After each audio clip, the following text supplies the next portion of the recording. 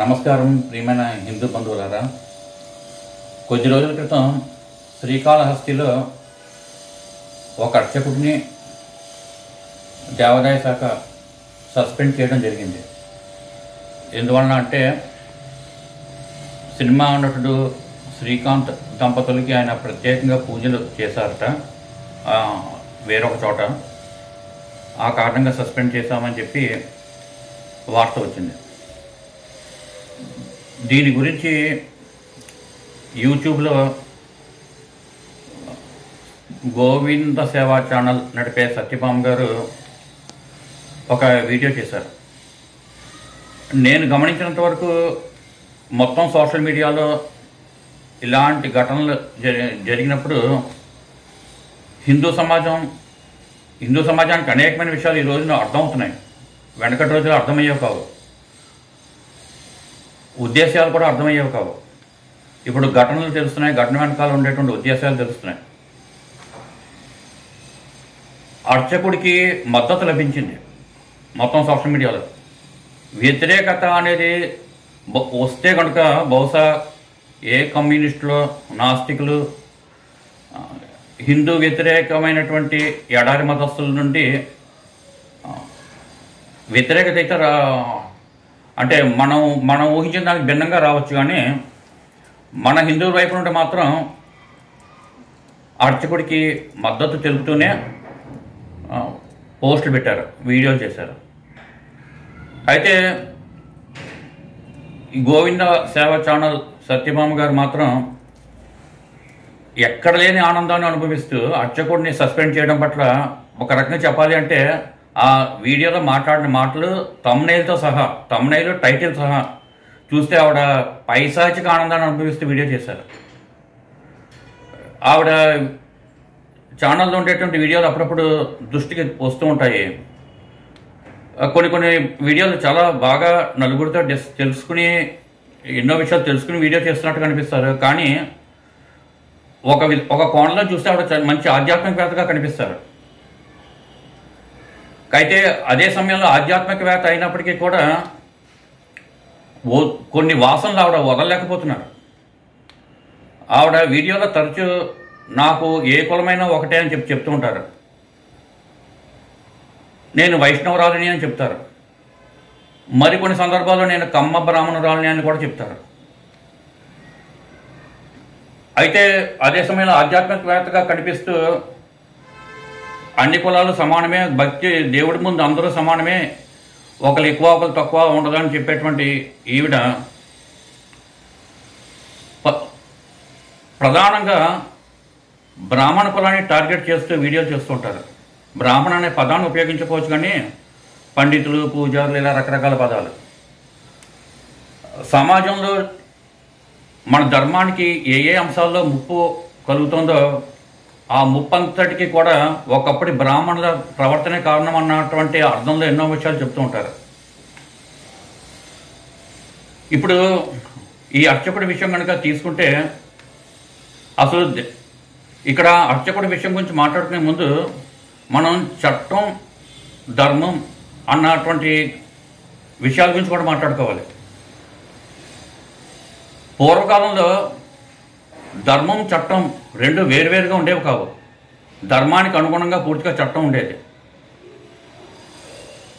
ఇప్పుడు ఈనాటి కాలంలో ధర్మానికి అనుగుణంగా చట్టం చాలా తక్కువ విషయాల్లో ఉంది. చట్టాన్ని పాటించడమే ధర్మం అన్న రీతిలో కొంతమంది చెప్తూ ఉంటారు. ఒక ఉదాహరణ చెప్పాలి అంటే ప్రభుత్వం దృష్టిలో పేదవాళ్ళు, ధనికులు అనేది లెక్క తీసుకుంటే వాళ్ళు బిలో పావర్టీ లైన్ అనే దానికి ప్రభుత్వానికి కొన్ని లెక్కలు ఉంటాయి, కొన్ని కొలతలు ఉంటాయి. ఆ కొలతల ఆధారంగా వీళ్ళు పేదవాళ్ళు, వీళ్ళు ధనికులు అనేటువంటి విధంగా విభజన చేస్తారు. కానీ క్షేత్రస్థాయికి వచ్చేసరికి ఆ విభజన 100% కరెక్ట్గా ఉండదు. ధనికుడుగా కనబడే వ్యక్తి పేదవాడిగా ఉంటాడు, పేదవాడిగా కనబడే వ్యక్తి అపర కోటీశ్వరుడు కూడా అవుతాడు. ఇప్పుడు అర్చకులు ఉన్నారు. అర్చకులు ఒకసారి గృహప్రవేశాల నిమిత్తం, పెళ్ళిళ్ళు చేయించడం నిమిత్తం, ఇలా పౌరోహిత్యం చేసే నిమిత్తం వాళ్ళు అత్యవసరంగా వెళ్తుంటారు. వెళ్తున్నప్పుడు దారిలో ఒక సిగ్నల్ లాంటిది ఉంటుంది. రెడ్ సిగ్నల్ పడుతుంది, 2 నిమిషాలు 3 నిమిషాలు ఆగిపోవాల్సి వస్తుంది. దాని మూలంగా ముహూర్తం లేట్ అయిపోతుంది. అప్పుడు ట్రాఫిక్ కానిస్టేబుల్స్ ఏం చెప్తారంటే మీరు వెళ్ళిపోండి ఏం పర్లేదని అంటారు. చుట్టుపక్కల జనం, ట్రాఫిక్ నియమాలు పాటించే జనం కూడా ఆక్షేపణ తెలియజేయరు. ఏదైనా ఇబ్బంది వస్తే మా పేరు చెప్పండి మేము చూసుకుంటామే, అంత దూరమే వెళ్తామని కూడా చెప్తారు. అంటే అక్కడ ఏమవుతుంది, మరి చట్టాన్ని ఉల్లంఘించినట్టు అవుతుందా అంటే అక్కడ చట్టం కాదు, ధర్మమే ముఖ్యం. ధర్మం కోసం చట్టాన్ని కొంత పక్కన చూసి చూడనట్టు వదిలేయాల్సి వస్తుంది. ఇలాంటి విషయాలు మనకి సమాజంలో ఉంటాయి. ఇప్పుడు దేవాదాయ శాఖ అనే దాని గురించి కూడా మనం ఒక్కసారి ఆలోచిస్తే, ఒక పక్క రాజ్యాంగం సెక్యులర్ అని చెప్పుకుంటాం. లౌకికవాదం అనే పదాన్ని మన ప్రభుత్వాలు, మన రాజకీయ పార్టీలు పదే పదే చెబుతూ ఉంటాయి. కానీ వ్యవహారంలో ఉంది, హిందువుల దేవాలయాలని మాత్రమే తమ గుప్పెట్లో పెట్టుకుంటారు. ఇతర మతాల యొక్క కేంద్రాలని, శ్రద్ధా కేంద్రాలని వాళ్ళ చేతుల్లో వాళ్ళు నడుపుకొనిస్తారు. అది వాటిలో ప్రభుత్వం జోక్యం చేసుకోవట్లేదు. హిందూ దేవాలయాల నుండి వచ్చేటువంటి సొమ్ముని కామన్ గుడ్ ఫండ్ పేరుతోటి లాగేసుకుంటున్నారు చాలా వరకు. హిందూ దేవాలయాల చట్టం ప్రకారం వేద పండితుడికి వేద పండితుడి యొక్క గౌరవం కాదు, అతను ఒక ప్రభుత్వోద్యోగి. అది ఎంత దారుణం! ఒక ప్రభుత్వోద్యోగిని సస్పెండ్ చేసిన రీతిలో ఒక వేద పండితుడిని, అర్చకుడిని సస్పెండ్ చేయడం అంటే అంతకంటే ఘోరం మరి ఏముంటుంది? అది కలి ప్రభావం. గోవులు వధింపబడిన బ్రాహ్మణుడు, వేదాన్ని వల్లించినటువంటి బ్రాహ్మణుడు బ్రతుకు వీధిలో పడిన కలి ముదురుతుంది. ఈవిడ మరి దానికి తెగ ఆనందపడిపోతున్నారు. నియమ నిబంధనల చట్టంలో బ్రాహ్మణుని నిరికించడం, చట్టం ప్రకారం ప్రభుత్వోద్యోగి కావడం అనేది అది మనం అంతగా పట్టించుకోనక్కర్లేదు. శాస్త్రం ప్రకారం వేద పండితుడికి దక్కవలసిన గౌరవం దక్కాలి. వేద పండితుడి బ్రతుకు వీధిలో పడకూడదు. వేద పండితుడు, ఆ సినిమా నటుడు శ్రీకాంత్ దంపతులకి ప్రత్యేకంగా పూజలు చేయడం అనేది ఎంతమాత్రం తప్పైన విషయం కాదు. ఎందువల్లంటే సెలబ్రిటీలు గుళ్ళకు వచ్చినప్పుడు ఈ రోజున అనేక మంది యూట్యూబర్లు వాళ్ళు వెంట పడతారు. సామాన్య జనాలు వాళ్ళ చుట్టూ మూగేస్తుంటారు. దీనివలన అక్కడ వాతావరణం, అక్కడ జరగవలసిన కార్యక్రమాలు కొంత భంగపడతాయి. ఒక రకమైన ఆటంక స్థితి వస్తుంది. అందువలన సెలబ్రిటీలకి ప్రత్యేకమైన వ్యవస్థ ఉండటమే అవసరం. పైగా గుళ్ళల్లో సామూహిక పూజలు చేసుకునేటప్పుడు ఇళ్లలో చేసుకునే విధానానికి, గుళ్ళల్లో చేసుకునే విధానానికి తేడా ఉంటుంది. ఇళ్లలో అందరూ చేసుకోలేరు శాంతి పూజలు కానీ మరో రకమైన పూజలు కానీ. వాళ్ళకి గుడిలో అందుబాటులో ఉంటుంది విషయాలన్నీ కూడా. ఆ విధంగా శాంతి ప్రక్రియలు కానీ మరొకటి కానీ గుళ్ళో జరుగుతున్నాయి, అందరికీ కూడా అందుబాటులో. ఇంకా గుళ్ళో ఇవిడ ఏమంటారంటే దేవుడి ముందు అందరూ సమానమే, భక్తి ప్రధానం అని చెప్పి అంటారు. భక్తి ప్రధానం అనేది నిజమే, కానీ ఆగమాలు, మంత్ర విధానాలు ఇవన్నీ ఉంటాయి కదా. దేనికుంటే ప్రాధాన్యత దానికి ఉంటుంది, భక్తి ప్రధానం అయినప్పటికీ కూడా. అలాగే దేవుడి ముందు అందరూ సమానమే అని చెప్పి ఒక మొక్క కూడా అంటున్నారు. ఇవిడ దేవుడి ముందు అందరూ సమానమే నిజంగానే. కానీ తుకారాం అనేటువంటి భక్తుడు ఉన్నాడు. తుకారాం గురించి విష్ణువు తన యొక్క చివరి గడియల్లో విమానం పంపించాడు స్వయంగా వైకుంఠానికి. అలా అందరి భక్తులకి ఆయన పంపగలిగాడా? సాధ్యం కాదు కదా. భక్తి యొక్క తీవ్రతను బట్టి కూడా భగవంతుడు ఒకరికి తక్కువ ప్రాధాన్యం, ఎక్కువ ప్రాధాన్యం ఇస్తాడు. అది కనబడుతుంది. తక్కువ ప్రాధాన్యం, ఎక్కువ ప్రాధాన్యం అనేది పరిస్థితిని బట్టి ఇచ్చినా కూడా సమానంగా చూసినట్టే.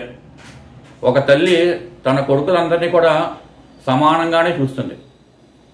కానీ నిజంగా సమానంగా చూస్తుందా అంటే కొడుకుల యొక్క స్వభావాలను బట్టి ఒక్కొక్క కొడుక్కి కొన్ని విషయాల్లో ఎక్కువ ప్రాధాన్యం, కొన్ని విషయాల్లో పక్కన పెట్టడం జరుగుతుంది. వీటిని ఉపయోగించుకుని తల్లి సమానంగా చూడట్లేదు అనేటువంటి మాట రాకూడదు. ఈ విషయం సత్యభామ గ్రహించాలి. పాజనొకండి. శాస్త్రం ప్రకారం దేవాలయంలో అత్యధిక ప్రాధాన్యత ఉన్నది అర్చకుడికి. ఎందుకంటే దేవాలయంలో 6వ వంతు అని చెప్తారు అర్చకుడిని. గర్భగుడి, గోపురం, ధ్వజస్తంభం ఇవన్నీ దేవాలయంలో ఎలాగైతే భాగమో అర్చకుడు కూడా దేవాలయంలో భాగం. దేవాలయంలో అనేక రకమైన వ్యవస్థలు ఉంటారు, అనేక రకమైన వ్యవస్థల్లో పనిచేసే వ్యక్తులు ఉంటారు వివిధ విభాగాల్లో. అర్చకుడు లేకుండా వీళ్ళు అంతమంది ఉన్నా కూడా దేవాలయం లేనట్టే లెక్క. మిగతా వాళ్ళు ఎంతమంది లేకపోయినా అర్చకుడు ఉంటే దేవాలయం ఉన్నట్టే లెక్క. అలాంటి అర్చకుడి యొక్క జీతం దేవాదాయ శాఖలో ఎంత దారుణంగా ఉందంటే, అర్చకుడితో పోల్చుకుంటే స్వీపర్, గుమస్తా, ఎగ్జిక్యూటివ్ ఆఫీసర్, చివరికి కళ్యాణ కట్టలో పనిచేసేటువంటి నాయి బ్రాహ్మణులు వీళ్ళందరి జీతాలు కూడా అర్చకుడి కంటే ఎక్కువే. పైగా అర్చకుడు భక్తుల్ని రిసీవ్ చేసుకునేటప్పుడు భక్తులు అర్చకుడి యొక్క పళ్ళెంలో దక్షిణలు వేస్తే అక్కడ దక్షిణలు వేయొద్దు అని చెప్పి బోర్డు. ఆ దక్షిణలు వేస్తే తీసేయడానికి ఒక ఉద్యోగి. ఇంత నికృష్టంగా తయారైంది.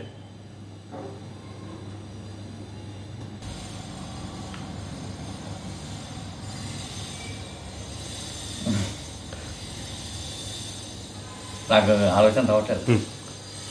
దేవాదాయ శాఖలో ఎన్నో రకాల అవినీతి పరమైనటువంటి విషయాలు ఉన్నాయి. అవన్నీ వదిలేసేసి అక్కర్లేని విషయాన్ని హైలైట్ చేయడంలో ఉండేటువంటి మీ యొక్క ద్వేషం భావన కనబడుతుంది, మీ యొక్క ధర్మభావన కనబడట్లేదు. ఎకరాలు భూములు అన్యాక్రాంతం అయిపోయాయి.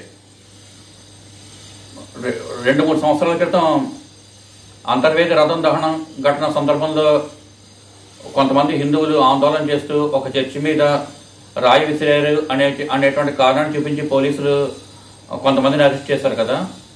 అలా ఏ చర్చి మీద అయితే రాయి వేశారని అన్నారో ఆ చర్చి అంతర్వేది స్వామివారి యొక్క దేవాలయ భూమి. ఇలాగా తెలుగు రాష్ట్రాల్లో మన దేవాదాయ శాఖల్లో ఉండేటువంటి భూముల్లో ఇతర మతస్థుల యొక్క చర్చిలు, మసీదులు కూడా వచ్చేసాయి అని చెప్పి ఎంతమంది చెప్తున్నారు. అసలు దేవాదాయ శాఖ చట్టమే పెద్ద లోపభూయిష్టంగా ఉంది. ఎక్కడికక్కడ అవినీతి చేయడానికి అవకాశం ఇచ్చే విధంగా ఉంది. అవన్నీ వదిలేసేసి ఒక వేద పండితుడు శ్రీకాంత్కి పూజలు చేశాడు అనే విషయాన్ని మీరు పట్టుకుని మీ ఓర్వలేనితనాన్ని బాగా వెలగక్కారు. నెక్స్ట్ ఏమో ఆ తమ్మునేలు పెట్టడమే చాలా ఎంత ఘోరంగా పెట్టారు. బాగా డబ్బులు దండుకున్నారు, బంగారు బాతు గూడ్లు లాక్కున్నారు, రకరకాలుగా పెట్టారు. ఎవరి స్థాయిలో వాళ్ళు ఇస్తారు. శ్రీకాంత్ ఏదైనా రేపటి రోజుకి ఎల్లుండి రోజుకి భుక్తి గడవని స్థితిలో ఉన్నాడా? అతను తన స్థాయికి తగ్గట్టుకి ఇస్తాడు, మీకేం బాధ? అలాగే అర్చకులు తమ డ్యూటీని గాలికి వదిలేసేసి శ్రీకాంత్ కోసం అని చెప్పి తహతహలాడారా? శ్రీకాంత్కి అర్చకుల చేత చేయించుకోవాలనే కోరిక ఉంది, చేయించుకున్నారు. మీకు వచ్చినటువంటి ఇబ్బంది ఏంటి? మిగతా ఏ భక్తులు ఆక్షేపించలేదు. అలాగే దేవుడి ముందు అందరూ సమానమే అని చెప్పారని మీరే మరి ఒక చంద్రబాబు నాయుడు సుప్రీంకోర్టు జడ్జి మొన్నటిదాకా మన రాష్ట్రానికి చెందినటువంటి జడ్జి గారు ఎన్వి రమణ అని చెప్పి ఒక ఆయన చేసేవారు, సుప్రీంకోర్టు చీఫ్ జస్టిస్. ఆయన అనేకసార్లు తిరుపతి వచ్చారు. మరి వీళ్ళందరూ కూడా సామాన్య భక్తుల్లో కలిసి రాగలరా? కలిసి వస్తే ఎంత వ్యవస్థ గజిబిజికి లోనవుతుంది? ఇవన్నీ మీకు తెలిసిన విషయాలే కదా. వీటి గురించి ఎప్పుడైనా వీడియోలు చేశారా? ఈ సంవత్సరం ప్రారంభంలో హైందవ శంకరావం అని చెప్పి విజయవాడలో లక్షల మందితో జరిగింది. ఇదంతా కూడా దేవాదాయ శాఖ ఎంత దారుణమైనటువంటి స్థితిలో ఉందో చెప్పడం కోసమే కదా హైందవ శంకరావం జరిగింది. సుమారు 3 ఏళ్ల క్రితం మీ ఛానల్లో ఒక వీడియో చూశాను. అందులో 2013లో చార్ధామ్ వరదల్లో కొట్టుకుపోయినప్పుడు దేశంలో చాలామంది బాధపడ్డారు, కొన్ని వందల మంది పోయారు. అప్పుడు యూపీఏ గవర్నమెంట్ అధికారంలో ఉంది. దాని గురించి సుమారు 3 ఏళ్ల క్రితం మీరు ఒక వీడియో చేశారు. ఆ వీడియోలో ఎవరు ప్రస్తావించని ఒక విచిత్రమైన అంశం ప్రస్తావించారు. చంద్రబాబు నాయుడు ప్రభుత్వం తెలుగు వాళ్ళకి చాలా అత్యద్భుతమైనటువంటి సేవలు చేసింది అని చెప్పారు. నేను ఫేస్బుక్లో చాలా యాక్టివ్గా ఉంటాను, వాట్సాప్లోను వాటిలోను. తెలుగుదేశానికి సంబంధించినటువంటి ఆ కమ్యూనిటీ, ఆ కార్యకర్తలు గుడ్డి అభిమానులు చెప్పాలంటే. వాళ్ళు ఎన్నెన్నో లేని వాటిని ఉన్నట్టుగా చూపిస్తూ తెలుగుదేశం పార్టీ పట్ల అభిమానం కలిగించడానికి కోసం ఎన్నో ఫేక్ వార్తలు ఫేస్బుక్లో పెట్టేవారు. ఉదాహరణకి చైనాలోనూ మరో చోట అక్కడ ప్రాజెక్టులు, జలాశయాలకు సంబంధించినటువంటి ప్రాజెక్టుల ఫోటోలు తీసుకొచ్చి మన రాష్ట్రంలో పోలవరం అద్భుతంగా జరుగుతోందని చెప్పి అవి పోలవరం పనులు బాగా జరుగుతున్నట్టుగా చూపించేవారు. కానీ అది ఫేక్ అని చెప్పి తేలిపోయేవి. ఇలాగ వాళ్ళు ఎన్నో అతిశయోక్తులు, అబద్ధాలు పెడుతుండేవారు. కానీ ఎక్కడా కూడా వాళ్ళు 2013 సంవత్సరంలో విలయతాండవం చార్దాంని ఇబ్బంది పెట్టింది అన్నటువంటి విషయానికి వచ్చేసరికి అక్కడ చంద్రబాబు ప్రభుత్వం ఎంతో గొప్పలు చేసిందని మాత్రం పొరపాటున ఒక్క తెలుగుదేశం కార్యకర్త కూడా పెట్టలేదు. అది మీరు పెట్టారు. అప్పుడే నాకు అర్థమైంది. తర్వాత మీరు పెట్టినటువంటి వీడియో గురించి నాకు పరిచయం ఉన్నటువంటి స్నేహితులు, తరచూ ఉత్తర భారతదేశం పర్యటన చేసేటువంటి స్నేహితులను అడిగాను. మీరు చెప్పినటువంటి వీడియో చూసారు వాళ్ళు. మీరు చెప్పిన వీడియోలో 100% అబద్ధం చెప్పారు వాళ్ళు. అలాగే కింద ఏడాది పవన్ కళ్యాణ్ తిరుపతిలో వారాహి యాత్ర ఆయన చేశారు. అక్కడ దాని వారాహి డిక్లరేషన్ పెడితే ఆయన ఒక సభ పెట్టారు. దాన్ని ఒకటి మీరు చాలా ఘాటుగా విమర్శిస్తూ ఒక వీడియో చేశారు. నెక్స్ట్ హేమవాణి గారు కొద్ది నెలల క్రితం బాలకృష్ణ గురించి ఒక వీడియో చేశారు. ఆ బాలకృష్ణ గురించి ఎందుకంటే బాలకృష్ణ ఆడవాళ్ళని ఉద్దేశించి ఒక స్టేజ్ మీద బహిరంగంగా ఒక మాట అన్నాడు. అందమైన అమ్మాయి కనబడితే ముద్దైనా పెట్టాలి, లేదా కడుపైనా చేయాలి అని చెప్పాను మొక్క. దాన్ని చాలా తీవ్రంగా ఖండిస్తూ ఆవిడ ఒక వీడియో చేశారు. ఆవిడ ఆ వీడియో చేస్తే ఆవిడ ఖండిస్తూ బాలకృష్ణ వెనకేస్తూ వస్తే మీరు ఒక వీడియో చేశారు. ఇలాంటి కొన్ని ఘటనలు గమనిస్తుంటే మీరు అన్ని కులాలు సమానమే, మనకు ఒకరు ఎక్కువ ఒకరు తక్కువ కాదు, ఎవరికి అని చెప్పి కబుర్లు చెప్పే మీరు ఎందువలన మీలో కులగచ్చి ఉంటేనే కదా మీరు ఇలాంటి సందర్భాల్లో ఈ విధంగా ప్రవర్తిస్తారు. మీ వీడియోలో మీలో కులగచ్చి ఉంది అని చెప్పి నిరూపిస్తున్నాయి. అంతేకాకుండా మీరు మీ యొక్క కొన్ని వీడియోల్లో మీ భర్త గురించి చెప్పారు. మీ భర్త తెలుగుదేశం పార్టీకి సంబంధించినటువంటి వ్యక్తి, అందులో చాలా మంచి పలుకుబడి ఉన్నటువంటి స్థానంలో ఉన్నారని చెప్పాను. అంటే మీ చేత అవసరం హిందూ ధర్మం ఏమైపోయినా పర్లేదు, తెలుగుదేశం పార్టీ యొక్క పరువు నిలబెట్టడం కోసం అసత్యాలని వల్లివేస్తూ కూడా మీరు వీడియో చేస్తారనే విషయం అర్థమైంది. తాజాగా చేసినటువంటి ఈ బ్రాహ్మణ అర్చకుడు గురించి సంబంధించినటువంటి వీడియోను కూడా మేము అదే కోణంలోంచి చూడాల్సి వస్తుంది. బ్రాహ్మణ ద్వేషంతో ఈ బ్రాహ్మణ అర్చకుడిని సస్పెండ్ చేసిన కారణంగా తెలుగుదేశం ప్రభుత్వం పట్ల వచ్చినటువంటి కొద్దో గొప్ప వ్యతిరేకతని మీరు తగ్గించడానికి లేదా లేకుండా చేయడం కోసం మీరు ఈ వీడియో చేశారని చెప్పి నాకు అనిపిస్తున్న విషయం. మీకు ఒక విషయంలో ముందు చూపు ఉంది. మీ వీడియోల్లో మీరు బ్రాహ్మణ ద్వేషాన్ని అప్పుడప్పుడు వెళ్ళగొక్కుతుంటారు, కానీ అది జనాలు గుర్తించకుండా ఉండాలి అని చెప్పి కొంత తాపత్రయపడతారు. అందుకోసం మీలో లేదు అని నిరూపించడానికి మీరు కొంతమంది బ్రాహ్మణులకి ఏదో కొంత మంచి చేయొచ్చు, కొంతమంది బ్రాహ్మణులు మీరు అనుకూలంగా మలుచుకుని ఉంటారు. మీకు మంచి అండగా మీకు సపోర్ట్గా ఉండడం కోసం చిరావూరి కృష్ణ శర్మ గారిని మీరు మొత్తానికి మీకు అనుకూలంగా మలుచుకోగలిగారు. ఈ వీడియో పట్ల వచ్చేటువంటి వ్యతిరేకతను తట్టుకోవడం కోసం ఈ వీడియో చేసిన మరుసటి రోజు లేదా ఆ మరుసటి రోజు చిరావూరి గారిని పొగుడుతూ ఒక వీడియో చేశారు. నేను గమనించినంత వరకు ఇది మీరు ఈ ఉద్దేశంతోనే చిరావూరి గారిని పొగుడుతూ వీడియో చేశారు. తప్పేం లేదు. నేను చిరావూరి గారు చేసినటువంటి సేవల గురించి మీరు ఆ వీడియోలో ప్రస్తావించారు. ఆయన ఎంతోమందికి పరిహారాలకు సంబంధించినటువంటి పూజలు బయట కంటే కూడా అతి తక్కువగా చేయిస్తున్నారు అన్నటువంటి విషయం మీ వీడియోలో కనబడుతుంది. చిరావూరి గారి పట్ల నాకు కూడా మంచి భావం, మంచి గౌరవం ఉంది. ఆయన మంచి మేధావి. శాస్త్ర జ్ఞానం ఉన్నవాడు. కాకపోతే ఈ మధ్యకాలంలో ఆయన వీడియోల్లో హుందాతనం లోపిస్తుంది. సరదా కోసం కొన్ని వీడియోలు చేస్తారు. అలా సరదాగా చేసేటువంటి వీడియోల్లో కొన్ని చోట్ల వెకిలితనం కనిపిస్తుంది. ఈ వెకిలితనం ప్రధానంగా ఆడవాళ్ళని ఉద్దేశించి చేసేటువంటి వీడియోలో, షార్ట్ వీడియోలో కూడా నాకైతే కనిపించింది. అలా చేసినటువంటి వీడియోలో కూడా ఆయన పట్ల వ్యతిరేకత తగ్గించుకోవడం కోసం ఆయన వెకిలితనాన్ని సమర్థిస్తూ కూడా మీరు వీడియో చేశారు. లౌక్యం కూడా బాగా తెలుసు ఇన్ని విషయాలతో పాటు. ఆ లౌక్యం తెలియబట్టే మీకున్నటువంటి మీ తెలుగుదేశం పార్టీలో మీకు ఇంత పలుకుబడి ఉంది అని చెప్పి మీరు చెప్పినటువంటి విషయాలు, ఇలాంటి వాటిని దృష్టిలో పెట్టుకుని ఒకప్పుడు ఆయన కూడా మీ పట్ల వ్యతిరేకతగా ఉన్నటువంటి మనిషి మీకు అనుకూలంగా మారడానికి అది కారణం అని చెప్పి నాకు అనిపిస్తుంది.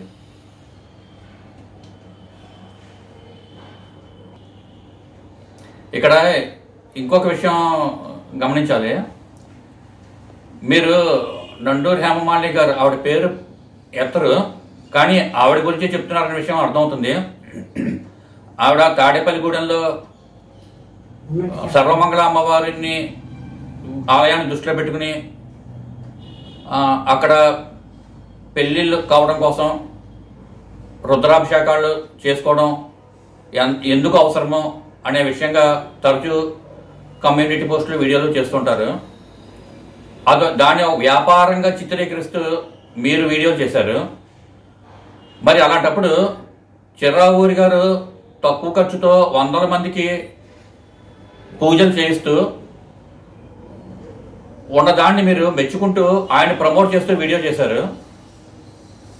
మరి ఇది ద్వంద్వ విధానం కదా, ఇది తప్పు కదా ఈ కోణంలో చూసినప్పుడు. అది గమనించండి.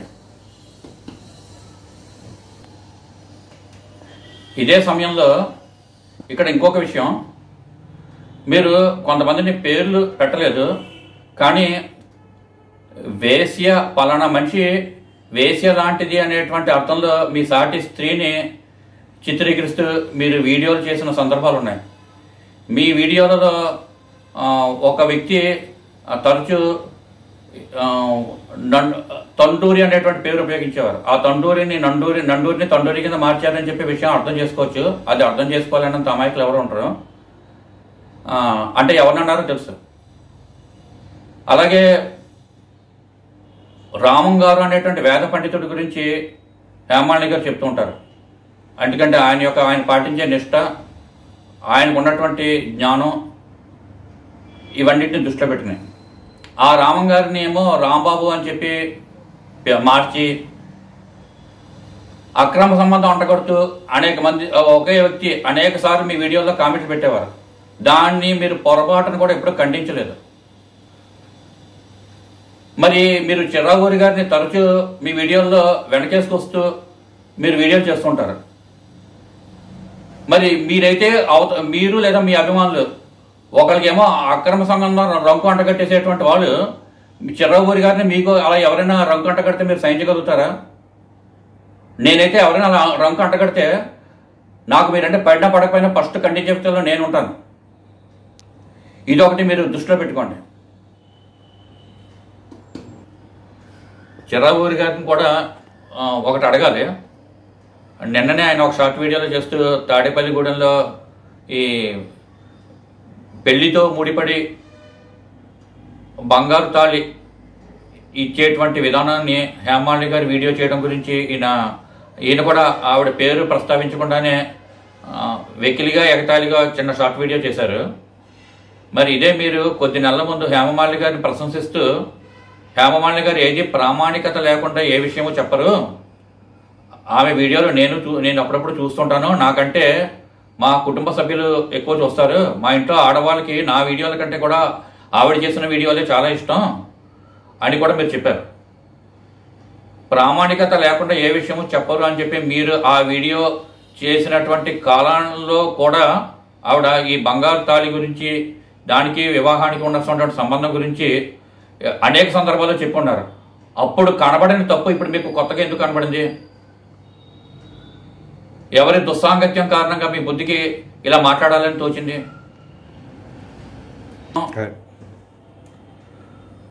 కొద్ది రోజుల క్రితం మీరు ఒక మహిళా యూట్యూబర్ని ఉద్దేశించి మీరు ఒక మాట అన్నారు. ఈ వయ్యారాలు, ఈ సోకులు నీ భర్తకి చూపించుకో, యూట్యూబ్లో వీడియో చూస్తూ నలుగురికి అందరికీ చూపించక్కర్లేదు అని చెప్పి ఒక మాట అన్నారు. ఇలాంటి విషయాలు మీరు ఆ యూట్యూబర్ యొక్క పర్సనల్గా ఉండేటువంటి ఫోన్ నెంబర్ సేకరించి మీరు పర్సనల్గా చెప్పి ఇచ్చేస్తే బాగుండేది. సరే, ఏదైనప్పటికీ ఒక మాట అలా పబ్లిక్గా అనేస్తారు, సాటి మహిళ యొక్క గౌరవాన్ని కించపరుస్తారు.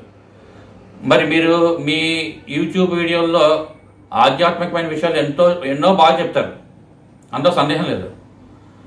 మిమ్మల్ని మీ అభిమానులు కొన్ని వేల మంది మిమ్మల్ని ఒక ఆధ్యాత్మికంగా ఉన్నత స్థానంలో ఆధ్యాత్మికవేత్తగా మిమ్మల్ని ఊహించుకుంటారు, మిమ్మల్ని భావిస్తారు.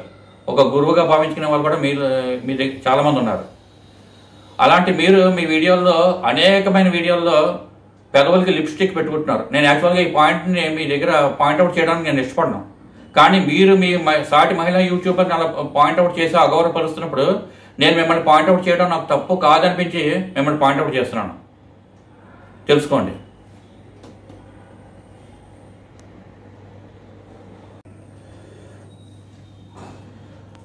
దాస్ పైలా, అగ్రహారం రాఘవ వంటి ప్రసిద్ధి చెందినటువంటి వ్యక్తుల కోవలోకి వచ్చే మీరు, యూట్యూబ్లో మంచి రాణింపుతో ఉన్న మీరు భవిష్యత్తులో ఇందాక చెప్పుకున్నాం కదా, హిందూ దేవాలయాలలో పూజారి చెంత పళ్ళెం దగ్గర ఒక మనిషిని దేవాలయ శాఖ కాపలా పెడుతోంది అని చెప్పని, ఆ కాపలా పెట్టే మనిషి స్థానంలో మీరు కనుక ఉన్నట్టయితే మీ యొక్క చూపులకి చాలు అక్కడ ఉండేటువంటి పురోహితుడు ఆత్మహత్య చేసుకుంటాడేమో అని అనిపిస్తుంది. గోవుల గురించి, వేద బ్రాహ్మణుల గురించి మాట్లాడుకునేటప్పుడు రామాయణంలో ఒక ఘట్టం గుర్తుకొస్తుంది. అది ఎక్కువ చాగటి వారు చెప్తూ ఉంటారు. విశ్వామిత్రుడు దశరథుడిని అనుమతి అడిగి రాముడిని తనతో పాటు తీసుకెళ్తున్నప్పుడు మొట్టమొదటగా రాముడు చేసిన దుష్ట సంహారం తాటకిని చంపాడు. తాటకిని చంపమని చెప్పి విశ్వామిత్రుడు చెప్పినప్పుడు రాముడు కొంత ఆలస్యం చేస్తాడు. ఎందువల్లంటే దుష్ట శిక్షణ కార్యక్రమం మొదలు పెట్టడమే ఒక ఆడదాన్ని చంపవలసి వస్తుంది అనేటువంటి ఒక శంక రాముడిని మనసులో కొద్దిగా బాధకు గురి చేస్తుంది. విశ్వామిత్రుడు రాముడి మనసులో ఏముందో గ్రహిస్తాడు. ఎందుకు ఆలస్యం, చంపడానికి రాముడు ఎందుకు సంకోచిస్తున్నాడో విశ్వామిత్రుడు గ్రహించి రాముడితో ఒక మాట చెప్తాడు. రామా, ఈ తాటకి ఉందే, ఇది ఈ అడవిలో ఉండేటువంటి రకరకాల జంతువుల్ని తినడంతో సరిపెట్టుకోవట్లేదు, గోవుల్ని చంపుతోంది, బ్రాహ్మణుల్ని చంపి బ్రాహ్మణ మాంసానికి కూడా ఆరగించడానికి అలవాటు పడింది అని విశ్వామిత్రుడు చెప్తాడు. అప్పుడు ఇంకా రాముడు ఎంత మాత్రం జాగు చేయకుండా తాటకిని చంపుతాడు. ఆ తాటకి లాంటి వాళ్ళు ప్రస్తుత హిందూ సమాజంలో అక్కడక్కడ కనబడుతున్నారు. రాముడు లాంటి వ్యక్తులు తయారవ్వవలసిన అవసరం ఉంది. తాటకి లాంటి వాళ్ళు నిర్మూలన జరిగితేనే కానీ హిందూ ధర్మం బాగుపడడానికి సరైన అడుగులు పడవు. భారత్ మాతాకి జై. జై శ్రీరామ్. అర్చకుడు ఆత్మహత్య చేసుకునే స్థాయికి వేధించాల్సిన అవసరం అసలు ధర్మకర్తకి ఏముంటుంది? అంత నీచమైన వ్యక్తిని ధర్మకర్తగా ఎలా నియమించారు? వ్యాస రచన శ్రీ వడియాల రంజిత్. ఫేస్బుక్ నుండి సేకరణ. బ్రాహ్మణులని అర్చకత్వం నుండి, హిందూ ధర్మం నుండి బయటకు వెళ్ళేలా చేయడానికే ఇలా కావాలని చేస్తున్నారేమో అనిపిస్తోంది. ఇది ప్రభుత్వ ఆధ్వర్యంలో ఉన్న దేవాలయం కాబట్టి ధర్మకర్తని కూడా ప్రభుత్వమే నిర్ణయిస్తుంది.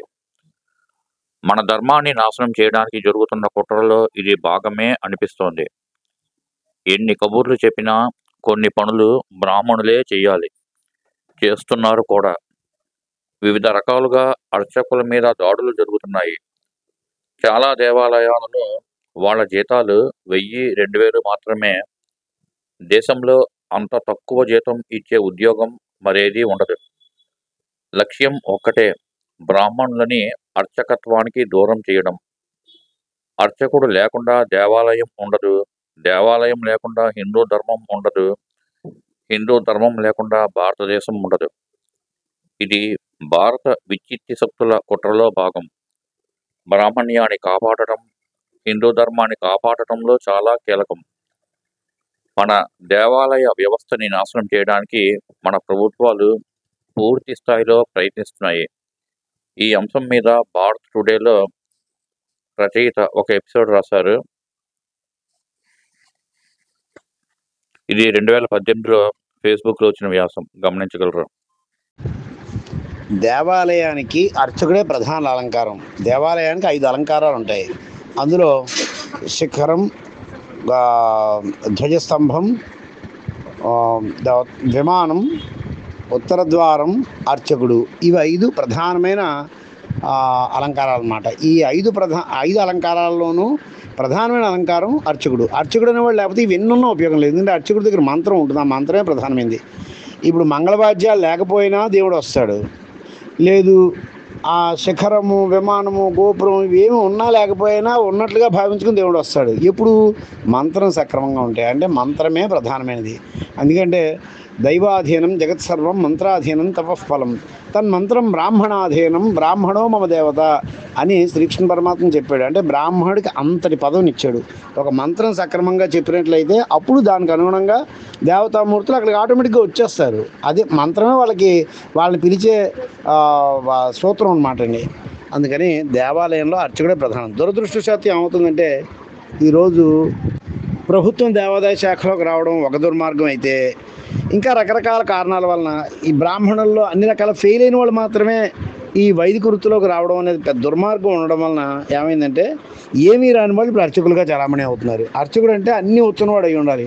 ఒకానొకప్పుడు ఆ రాజ్యం యొక్క సంపదనంతటిని తీసుకెళ్ళి దేవాలయంలో దాచి దాన్ని ఆ నిధికి ఛందోబద్ధమైన రక్షణ చేసి ఆ ఛందస్సుని ఆ అర్చకుడికి ఇచ్చేవారు.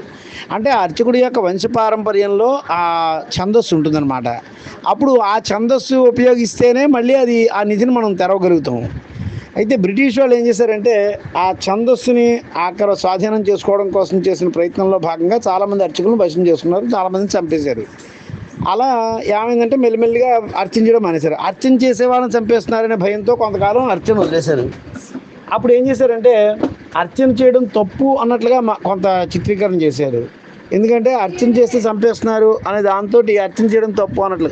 అది ఏ స్థాయికి ఈరోజు దిగజారిందంటే దేవాలయంలో అర్చన చేసేవాడు అంటే అందులో శివుడిని అర్చన చేస్తారు కాబట్టి అది రుద్రభూమి, అంటే అదొక శ్మశానం. అందుకని శివాలయంలో అర్చన చేసి వచ్చాడంటే వాడు తలస్నానం చేస్తే కానీ వాడితో మాట్లాడరు. వాడు తలస్నానం చేస్తే కానీ వాడిని ఇంట్లో ఏ కార్యక్రమానికి పిలవరు. వాడితో సహపంక్తి భోజనం చేయరు. అలా తయారైంది ఈరోజు పరిస్థితి. బ్రాహ్మణుల్లో తెలియకుండా చాలామంది అదేదో మహాపాపనలుగా తయారు చేశారు. అంటే అక్షరం ముక్కరాని వాడిని అర్చకుడిగా పెట్టడం ఒక తప్పు. అలాగే అర్చకుడిని బ్రాహ్మణులు కూడా ఈ విధంగా దూరం పెట్టడం ఇంకో తప్పు. మరి ఇంకో విషయం ఉంది. అదేనంటే అర్చక స్వయం విష్ణు అన్నారు. అంటే అర్చకుడే స్వయం విష్ణు అంటే అక్కడున్న మూల విరాట్ ఎవరైతే ఉంటారో ఆయన. అంటే ఆ మూల విరాట్ యొక్క భౌతిక రూపమే అర్చకుడు. అంటే అర్చకుడు వేరే, అక్కడ ఉండే మూల విరాట్ వేరే కాదు. మూల విరాటే అర్చకుడు. మనకు భౌతికంగా కనిపించేవాడే అర్చకుడు అనమాట. అంటే ఆ అర్చకుడు ఎంత ఉత్కృష్టమైన వాడు అనే విషయం అక్కడే అర్థమవుతుంది. కానీ మన తెలియనితనంతో అర్చకుడిని చాలా దూరం పెట్టేయడం, చాలా హేళన చేయడం, అదేదో తక్కువ వృత్తిలో చూడడం. ఎందుకంటే తక్కువ పాటు ఉన్న వాళ్ళందరూ కూడా, అంటే ఏమీ లేని వాళ్ళందరూ ఇప్పుడు అర్చక వృత్తిలోకి రావడంతో అర్చక వృత్తి అనేది ఏమీ లేని వాడు చేసే హీనమైన కర్మగా మన బ్రాహ్మణుల్లో ముద్ర పడిపోయింది. అది చాలా దుర్మార్గం అయిపోయింది. దాంతో అర్చకులు చాలా వరకు దూరం అయిపోయారు. మరి ఇంకో విషయం ఏంటంటే ఈ ప్రభుత్వం చేసే దుర్మార్గం ఎలా ఉందంటే ఒక దేవాలయంలో అర్చకుడికి ఇచ్చే జీతం స్వీపర్కి ఇచ్చే జీతంతో పోలిస్తే కూడా తక్కువే. అంటే అర్చకుడు 5,000 జీతం ఇస్తే అక్కడ స్వీపర్కి 10,000, బాజా భజంత్రులు వాయించే వాళ్ళకి 15,000, వాటిని మెయింటైన్ చేసే ఈఓకి 20,000, ఆ ఈఓని వెళ్ళి మెయింటైన్ చేసే ఆలయకు సంబంధించిన వేరే సిబ్బందులందరికీ 30,000, 40,000, 50,000 అలా జీతాలు పెంచుకుంటూ పోయారు. అంటే అత్యల్ప జీతం ఇచ్చేది అర్చకుడికి. అర్చకుడికి సెలవులు ఉండవు. ఎందుకంటే దేవుడితో కదా పని. దేవుడితో పని అంటే నిత్యం ఉభయ సంచల్లోనూ చలి అయినా రావాలి, ఎండ అయినా రావాలి, ఆ కాలానికి రావాలి, కరెంట్ ఉన్నా రావాలి, కరెంట్ లేకపోయినా రావాలి. వీళ్ళందరూ ఏసీ రూమ్లో కూర్చుంటారు. గర్భాలయం అన్ని వైపులా మూసేసి ఉంటుంది. అన్ని వైపులా మూసేస్తున్న గర్భాలయంలో ఒక అరగంట కూర్చోగలిగితే శీతాకాలంలో కూడా చెమటలు వచ్చేస్తాయి. అలా ఉంటుంది. అలాంటి చోట్ల అర్చకుడు చేయాలి. అలాంటి అర్చకుడిని వీళ్ళు నీచంగా హీనంగా చూడడం అనే దురదృష్టం రావడంతో ఇంకా నాశనం అయిపోయింది. అందుకని దేవాలయ వ్యవస్థలో అర్చకుడే ప్రధానమైన అలంకారము. ఆ అర్చకుడే స్వయం విష్ణువు. ఆయన తర్వాతే ఇంకెవరైనాను. అందుకని ఆయనని కాపాడుకోగలిగిన నాడే మనం ఏదైనా సాధించగలిగినట్లు. ఆయన్ని మనం ఎప్పుడైతే తోలనాడతామో, అలాగే ఆ వృత్తిని ఎవరు పడితే వాళ్ళకి ఇచ్చేస్తాం. ఇప్పుడు ఒక చిన్న మన కారు కొనుక్కుంటే దాని డ్రైవర్నే మనం 100 రకాల పరీక్షలు చేసి వాడికి అన్ని డ్రైవింగ్ వచ్చా లేదా అని తెలుసుకుని అప్పుడు మనం డ్రైవింగ్ అప్పచెప్తాం. అప్పచెప్పి ఆ తర్వాత అప్పటికి కూడా మనం చూసుకుంటూ ఉంటాం 1000 కళ్ళతోటి సరిగ్గా నడుపుతున్నాడా లేదా అంటున్నాం. వాడు అలవాటు పడిన తర్వాత అప్పుడు ప్రశాంతంగా నిద్రపోవడం ఏదో ఒకటి చేస్తాం. కానీ లోకాలన్నింటినీ నడిపించే దేవుణ్ణి నడిపించే డ్రైవరు ఈ అర్చకుడు. ఆ డ్రైవర్ని మాత్రం ఏమీ రానివాడిని తీసుకొచ్చి పెడుతున్నాం. అంటే ఇప్పుడు దీంట్లో మనం ఆ పెట్టేసి మనం అసలు దేవాలయం వెతికే వాళ్ళం అసలు ఏం జరుగుతుందో కూడా చూడడం, పరిశీలన కూడా ఉండదు. మన డ్రైవర్ని సరిగ్గా నడుపుతున్నాడు లేదా అని మనం 1000 కాళ్ళతో కాపాడుకుంటూ చూసుకుంటూ ఉంటాం. ఎందుకంటే మనం అక్కడ మన స్వార్థం అనే మాట వస్తుంది. కానీ ఇక్కడ ఒకసారి ఒక అర్చకుని అలా పెట్టేస్తే చాలే అర్చకుడు చూసుకుంటాడు, ఏ పాపం పుణ్యం వాడిదేంటి నీది. దక్షులెవ్వారులు ఉపేక్ష చేసిరది వారల చేటకు గాని ధర్మ నిస్తారకమయ్యును సత్య శుభదాయకమయ్యును దైవముండెడు అన్నారు పోతనవారు. అంటే ఎందుకు చెప్పారు? ధర్మానికి ఇబ్బంది కలుగుతున్నప్పుడు అక్కడ ధర్మాన్ని రక్షించగలిగిన వాళ్ళు ఎవరైతే ఉన్నారో, అంటే ముఖ్యంగా అక్కడ వేద పండితులు ఎవరైతే ఉన్నారో మొట్టమొదటి దెబ్బ వాళ్ళకి తగులుతుంది. ఆ తర్వాత శాస్త్ర పండితులు, ఆ తర్వాత మిగిలిన పండితులు, ఆ తర్వాత సామాన్యులు, వీళ్ళందరూ అయి చివరికి అప్పుడు అంటే అర్చకుడికి అనేవాడికి అసలు పాపం అనేది ఎప్పుడూ ఉండదు. అర్చకుడిని ఇలా దూరంగా చూడడం అనే వ్యవస్థ మన దగ్గర నుంచి ముందు మారాలి. అర్చకుడిని గౌరవించడం అనే వ్యవస్థ చేయాలి. అలాగే అర్చక వృత్తిని కూడా ఎవరికి పడితే వాడికి కాకుండా పూర్తిగా నేర్చుకున్న వాడికే ఇవ్వాలి. ఒకవేళ రాదు అర్చకత్వం చేద్దామని సరదాపడి వచ్చాడు అంటే వాడికి అన్నీ నేర్పాలి. ఏమి నేర్పకుండా డ్రైవింగ్ నేర్పకుండా కారు ఇచ్చేస్తారా? పెద్ద బెంచ్ కారు ఇచ్చేస్తారా డ్రైవింగ్ నేర్పకుండాను? అంచేత ఈ విషయంలో చాలా జాగ్రత్తలు ముందు హిందువులు, అందులో బ్రాహ్మణులు, అందులో వేద విధులు ఖచ్చితంగా తీసుకోవాలి.